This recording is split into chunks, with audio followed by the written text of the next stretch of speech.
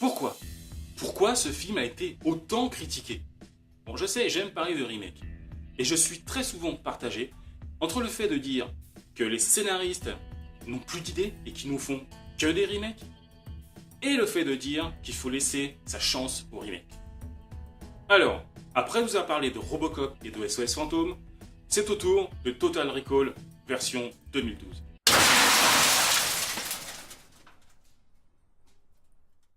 Salut à tous et bienvenue.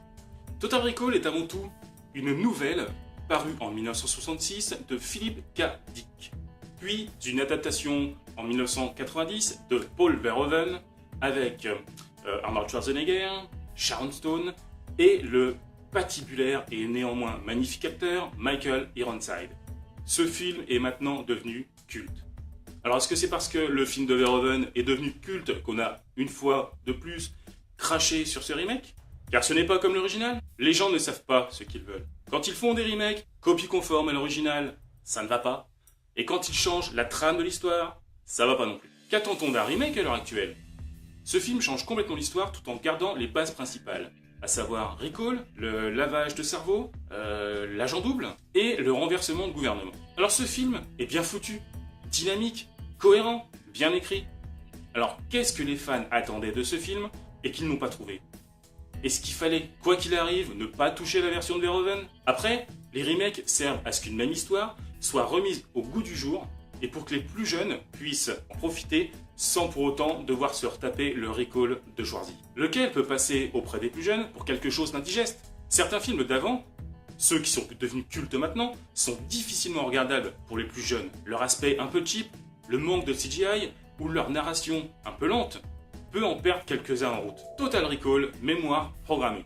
Réalisé par Len Wiseman, à qui nous devons principalement Underworld 1 et 2 et Die Hard 4. Et en tant que scénariste sur Underworld 1 à 4. D'où le choix de Kate Beckinsale. Ah, tiens, ils ont été mariés de 2002 à 2015. Sorti en 2012 avec Colin Farrell, Kate Beckinsale, Jessica Biel, Bryan Cranston et Billy Guy. Ce recall fait le taf. Et attention, il va y avoir un peu de spoil. On peut vraiment parler de spoiler après 5 ans.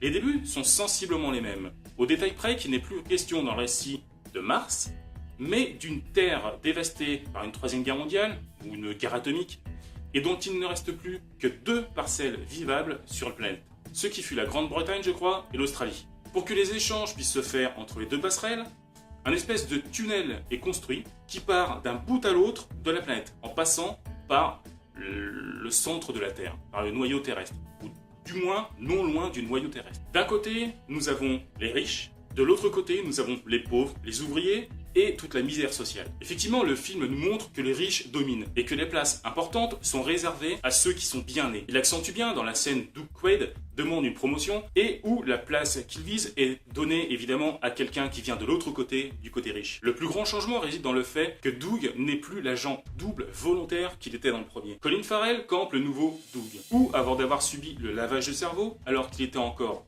Karl Hauser a rejoint de sa propre volonté la résistance et s'est retourné contre Cohagen pour qui il travaillait. Son lavage de cerveau est donc intervenu après sa capture et est devenu agent double sans le savoir. Cohagen ayant fait croire à la résistance que Doug avait en lui la solution pour éteindre d'un seul coup tous les robots qui vont servir à l'invasion. D'où le titre Total Recall, mémoire programmée. Chose qui n'était pas vraie. Et qu'en réalité, c'est en cherchant dans la mémoire de Doug qu'ils ont activé une espèce de balise GPS qui a permis à Cohagen de retrouver la trace du chef de la résistance, Matthias Lehr. Scénaristiquement, ça se tient.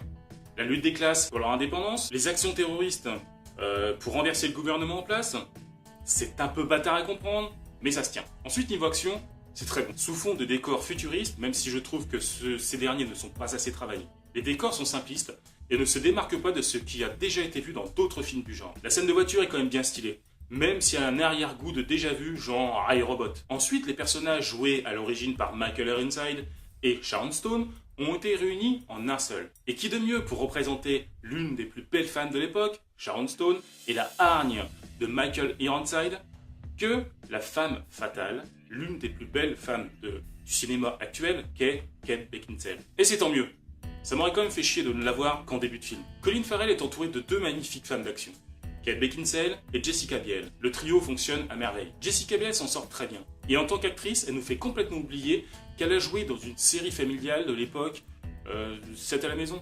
Moi, je crois que c'est autre point négatif que certains décors, c'est l'espèce de tunnel. J'ai quand même des doutes sur l'espèce de wagon qui puisse traverser la Terre d'un bout à l'autre, et surtout sur le fait qu'il approche du noyau terrestre sans subir aucun dommage. Le noyau terrestre n'est-il pas censé être un petit peu bouillant? Bon, admettons que le wagon à la rigueur puisse le faire.